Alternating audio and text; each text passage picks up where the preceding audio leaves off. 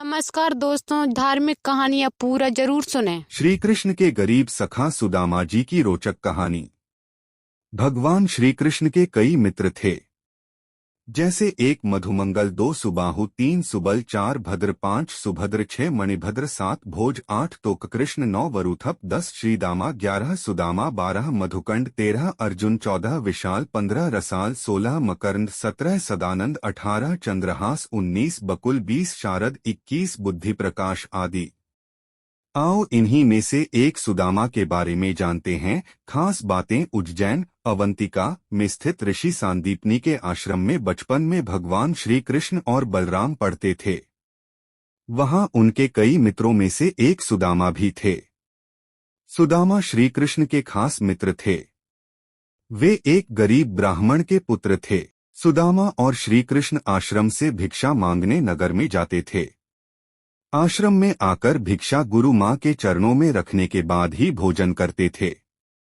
परंतु सुदामा को बहुत भूख लगती थी, तो वे चुपके से कई बार रास्ते में ही आधा भोजन चट कर जाते थे। एक बार गुरु माँ ने सुदामा को चने देकर कहा कि इसमें से आधे चने श्री कृष्ण को भी दे देना और तुम दोनों जाकर जंगल से लकड़ी बिन लाओ। फिर दोनों जंगल में लकड़ी बिनने चले गए। वहां बारिश होने लगी और तभी दोनों एक शेर को देखकर कर वृक्ष पर चढ़ जाते हैं।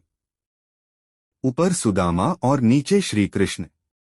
फिर सुदामा अपने पल्लू से चने निकालकर चने खाने लगता है। चने खाने की आवाज सुनकर श्री कृष्ण कहते हैं, अरे ये कटकट की आवाज कैसी आ रही है?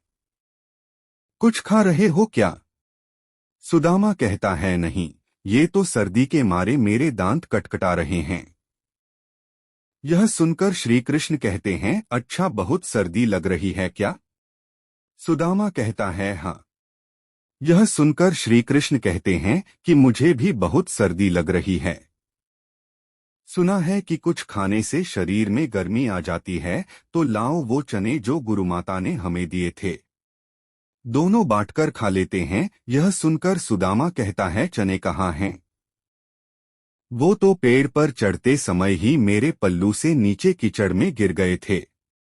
यह सुनकर श्री कृष्ण समझ जाते हैं और कहते हैं, ओह, यह तो बहुत बुरा हुआ। यह सुनकर नीचे की डाल पर बैठे भगवान श्री कृष्ण अपने चमत्कार से हाथों में चने ले जाते हैं और ऊपर चढ़कर सुदामा को देकर कहते हैं कि पेड़ पर फल तो नहीं, लेकिन मेरे पास ये चने हैं। सुदाम कहते हैं, यह तुम्हारे पास कहाँ से आए? तब कृष्ण कहते हैं कि वह मुझे भूख कम लगती है ना। जब पिछली बार गुरुमाता ने जो चने दिए थे वह अब तक मेरी अंटी में बंधे हुए थे। ले लो, अब जल्दी से खा लो। यह सुनकर सुदामा कहता है, नहीं नहीं, मैं इसे नहीं ले सकता। तब श्री कृष्ण पूछते हैं, क्यों नहीं ले सकते? सुदामा रोते हुए कहता है कि क्योंकि मैं इसका अधिकारी नहीं हूँ और मैं तुम्हारी मित्रता का भी अधिकारी नहीं हूँ। मैंने तुम्हें धोखा दिया है कृष्ण, मुझे क्षमा कर दो। कृष्ण कहते हैं, अरे, जिसे मित्र कहते हो उससे क्षमा मांगकर उसे लज्जित न करो मित्र। इसी प्रकार एक बार श्री कृष्ण सुदामा को वचन देते हैं कि मित्र, जब भी तुम संकट में खुद को पाए तो मुझे याद करना, मैं अपनी मित्रता जरूर निभाऊंगा। बलराम और श्री कृष्ण को आश्रम में भिन्न भिन्न कार्य करते थे। एक बार श्री कृष्ण, बलराम और सुदामा भिक्षा मांगने के लिए जाते हैं। एक द्वार पर खड़े होकर तीनों भिक्षामदेही कहते हैं, तो एक महिला अपनी बेटी के साथ भिक्षा लेकर बाहर आती है और कहती हैं, ब्रह्मचारियों, आज आने में बहुत देर कर दी। यह सुनकर श्री कृष्ण कहते हैं, माता, आज सारे आश्रम में सफाई करनी थी, बहुत काम था, इसलिए विलंब हो गया। आपको प्रतीक्षा करना पड़ी, उसके लिए क्षमा करें। यह सुनकर वह महिला कहती है, अरे, क्षमा कैसी? मैं तो इसलिए प्रतीक्षा कर रही थी कि रोज तुम रूखी सूखी रोटी लेकर जाते हो। आज घर में मालपुआ बने थे तो मैंने सोच तुम जल्दी आ जाओगे तो गरम गरम खाओगे। देखो, मैंने कपड़े से ढककर मालपुआ गरम गरम रखे हैं तुम्हारे लिए। यह देखकर सुदामा का मन ललचा जाता है। वह कहता है, मालपुआ, आज मालपुए बने हैं। वह महिला कहती है, हाँ, आज घर में पूर्णमासी की पूजा थी। फिर वह तीनों को मालपुए देकर कहती है, अब इसे जल्दी से खाओ, गरम गरम खाने में आनंद आता है। सुदामा तो खाने ही वाला रहता है कि तभी श्री कृष्ण कहते हैं, नहीं माता, हम यहाँ नहीं खा सकते। वह महिला पूछती है, क्यों? तब श्री कृष्ण कहते हैं कि आश्रम का यही नियम है कि सारी भिक्षा गुरु चरणों में अर्पित कर दी जाए, फिर वह उसमें से जितना दें वही हमें खाना चाहिए। यह सुनकर सुदामा को अच्छा नहीं लगता है। यह सुनकर वह महिला गुरु के लिए भी मालपुए का एक पैकेट दे देती हैं। अब उन तीनों के पास से 4 पैकेट हो जाते हैं। फिर तीनों वहां से चले जाते हैं। रास्ते में एक नदी के किनारे रुककर बलराम और श्री कृष्ण हाथ मुंह धोने जाते हैं। इसी दौरान सुदामा मालपुए निकालकर चुपचाप खाने लगता है। तभी श्री कृष्ण उसे मालपुए खाते हुए देख लेते हैं और मुस्कुरा देते हैं। फिर वह चुपचाप उनके पास पहुंचकर कहते हैं, तुम समझते हो कि मैंने कुछ नहीं देखा? तभी सुदामा पत्तल को मोड़कर पालपुए ढाक देता है और कहता है, नहीं नहीं, मैं तो कुछ भी नहीं खा रहा हूं। तब श्री कृष्ण कहते हैं, देखो, झूठ बोलना पाप है। यह सुनकर सुदामा कहता है, और ब्राह्मण को भूखा रखना भी पाप है। यह सुनकर कृष्ण कहते हैं, मैं तुम्हें भूखा रख रहा हूं। तब सुदामा कहते हैं, और क्या? उसने कितनी ममता से कहा था कि मेरे सामने खा लो, और तुमने आश्रम के सारे नियम बता दिए। तब श्री कृष्ण कहते हैं, नियम तो है, गुरुदेव को पता चलेगा तो वे क्या कहेंगे? यह सुनकर सुदामा कहता है, गुरुदेव को कैसे पता चलेगा? रोज हम 3 रोटी लेकर जाते हैं, तो आज भी 3 रोटी लेकर जाएंगे। हाँ, यदि तुमने गुरुदेव को न बता दिया तो। यह सुनकर कृष्ण कहते हैं कि देखो, मैं तुम्हारा मित्र हूँ और मित्रता का धर्म कहता है कि मित्र की कमजोरी पर पर्दा डालना चाहिए। यह सुनकर सुदामा कहता है, तो तुम नहीं कहोगे? श्री कृष्ण कहते हैं, कदापि नहीं। यह सुनकर सुदामा कहता है, तो फिर सारे मालपुए खा लूं? श्री कृष्ण कहते हैं, हाँ, खा लो। फिर सुदामा खा लेता है तो श्री कृष्ण मालपुए की एक पत्तल निकालकर सुदामा को देते हैं और कहते हैं, ये तुम्हारे हिस्से की भिक्षा हो गई, गुरुमाता को दे देना। यह देखकर सुदामा प्रसन्न होकर कहता है, कुछ भी कहो, तुम मित्र बड़े खरे हो। कहते हैं कि सुदामा जी शिक्षा और दीक्षा के बाद अपने ग्राम अस्मावतीपुर, वर्तमान पोरबंदर में भिक्षा मांगकर अपना जीवनयापन करते थे। सुदामा एक गरीब ब्राह्मण थे। विवाह के बाद वे अपनी पत्नी सुशीला और बच्चों को बताते रहते थे कि मेरे मित्र द्वारिका के राजा श्री कृष्ण हैं, जो बहुत ही उदार और परोपकारी हैं।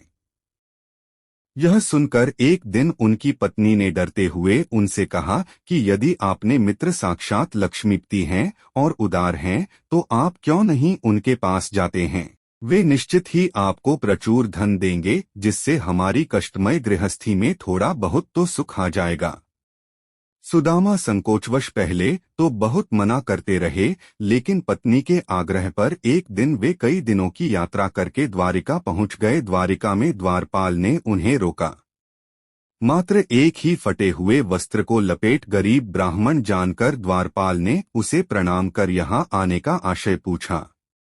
जब सुदामा ने द्वारपाल को बताया कि मैं श्री कृष्ण को मित्र हूँ, दो द्वारपाल को आश्चर्य हुआ। फिर भी उसने नियमानुसार सुमादाजी को वहीं ठहरने का कहा और खुद महल में गया और श्री कृष्ण से कहा, हे प्रभु, को फटेहाल दीन और दुर्बल ब्राह्मण आपसे मिलना चाहता है, जो आपको अपना मित्र बताकर अपना नाम सुदामा बतलाता है। द्वारपाल के मुख से सुदामा नाम सुनकर प्रभु सुध बुध खोकर नंगे पैर ही द्वार की ओर दौड़ पड़े।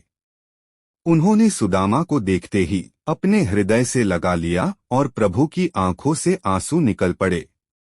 वे सुदामा को आदरपूर्वक अपने महल में ले गए। महल में ले जाकर उन्हें सुंदर से आस पर बिठाया और रुक्मिणी संग उनके पैर धोए। कहते हैं कि प्रभु को उनके चरण धोने के जल की आवश्यकता ही नहीं पड़ी। उनकी दीनता और दुर्बलता देखकर उनकी आंखों से आंसुओं की धार बहने लगी। स्नान भोजन आदि के बाद सुदामा को पलंग पर बिठाकर श्री कृष्ण उनकी चरण सेवा करने लगे और गुरुकुल में बिताए दिनों की बातें करने लगे। बातों ही बातों में यह प्रसंग भी आया कि किस तरह दोनों मित्र वन में समिधा लेने गए थे और रास्ते में मूसलधार वर्षा होने लगी तो दोनों मित्रों एक वृक्ष पर चढ़कर बैठ गए। सुदामा के पास एक पोटली में दोनों के खाने के लिए गुरुमाता के दिए कुछ चने थे, किंतु वृक्ष पर सुदामा अकेले ही चने खाने लगे। चने खाने की आवाज सुनकर श्री कृष्ण ने पूछा कि क्या खा रहे हैं सखा?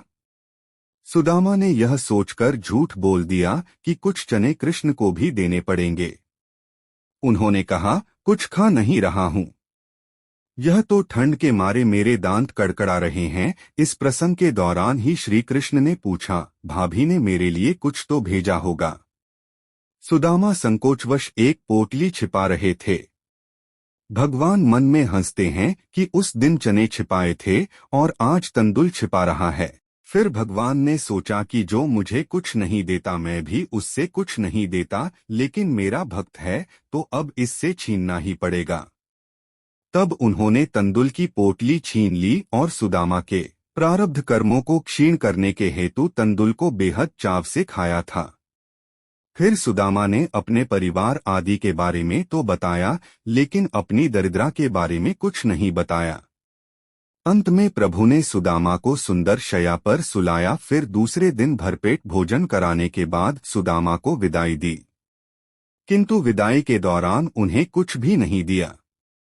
रास्ते भर सुदामा सोचते रहे कि हो सकता है कि उन्हें इसी कारण से धन नहीं दिया गया होगा कि कहीं उनमें अहंकार न आ जाए। यह विचार करते करते सुदाम अपने मन को समझाते हुए जब घर पहुंचे तो देखा उनकी कुटिया के स्थान पर एक भव्य महल खड़ा है और उनकी पत्नी स्वर्णाभूषणों से लदी हुई तथा सेविकाओं से घिरी हुई हैं।